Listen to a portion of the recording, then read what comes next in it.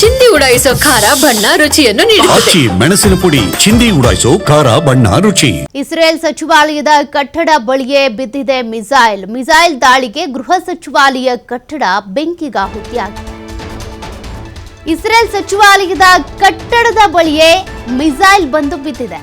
ಇದರಿಂದಾಗಿ ಗೃಹ ಸಚಿವಾಲಯದ ಕಟ್ಟಡ ಬೆಂಕಿಗಾಹುತಿಯಾಗಿದೆ. ಬೆಂಕಿಯ ಕೆನ್ನಾಲಿಗೆಗೆ ಹೊತ್ತಿ ಉರಿದಂತ ಗೃಹ ಸಚಿವಾಲಯ ಕಟ್ಟಡ.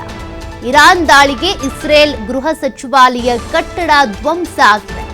ನೋಡಿ, ಮತ್ತೆ ಯುದ್ಧ ತಾರಕಕ್ಕೇರ್ತಾ ಇರೋದನ್ನ ನೀವು ಗಮನಿಸಬಹುದು. 8 ದಿನಗಳಿಂದ ನಡೀತಾ ಇರುವಂತ ಇಸ್ರೇಲ್ ಹಾಗೂ ಇರಾನ್ನ ಯುದ್ಧ.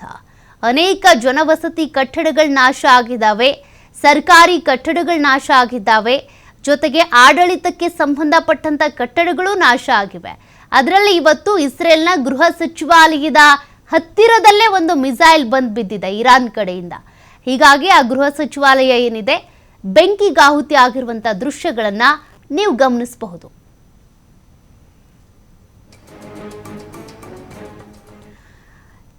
ಇಸ್ರೇಲ್ ಮೇಲೆ ಇರಾನ್ನ ದಾಳಿ ಹಾಗೆ ಮುಂದುವರೆದಿದೆ.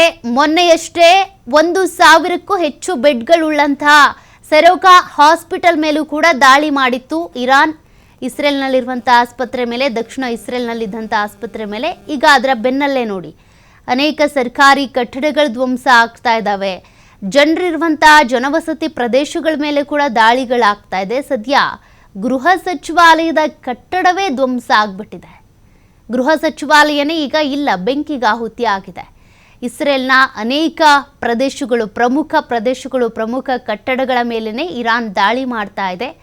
ಅಲ್ಲಿಗೆ ಈ ಎರಡೂ ರಾಷ್ಟ್ರಗಳ ನಡುವೆ ನಡೀತಾ ಇರುವಂಥ ದಾಳಿಗಳೇನಿದ್ದಾವೆ ಯುದ್ಧದ ಮಟ್ಟಕ್ಕೆ ಹೋಗ್ತಾ ಇವೆ. ಅಂದರೆ 3ನೇ ಮಹಾಯುದ್ಧವನ್ನು ನಾವು ಮಾಡೇ ಮಾಡ್ತೀವಿ ಅನ್ನುವಂಥ ನಿಟ್ಟಿನಲ್ಲಿ ಈ ದಾಳಿ ಪ್ರತಿದಾಳಿಗಳು ನಡೀತಾ ಇರೋದು. ಇವರಿಬ್ಬರ ಈ ಎರಡು ರಾಷ್ಟ್ರಗಳ ಸಂಘರ್ಷದಿಂದಾಗಿ ಎರಡೂ ರಾಷ್ಟ್ರಗಳಲ್ಲಿರುವಂಥ ಅಮಾಯಕರು ಪಾಪ ತಮ್ಮ ಬದುಕನ್ನು ಕಳ್ಕೊಳ್ತಾ ಇದ್ದಾರೆ, ತಮ್ಮವರನ್ನು ಕಳ್ಕೊಳ್ತಾ ಇದ್ದಾರೆ, ಮನೆ ಮಠ ಕಳ್ಕೊಳ್ತಾ ಇದ್ದಾರೆ.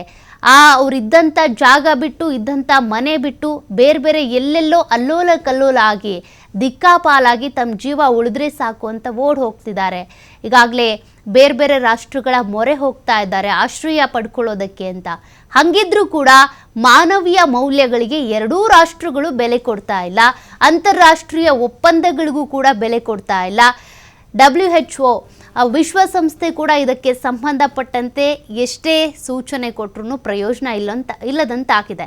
ಇನ್ನು ಐರೋಪ್ಯ ರಾಷ್ಟ್ರಗಳು ಕೂಡ ಯುದ್ಧ ನಿಲ್ಲಿಸೋದಕ್ಕೆ ಪ್ರಯತ್ನ ಮಾಡ್ತಿವೆ.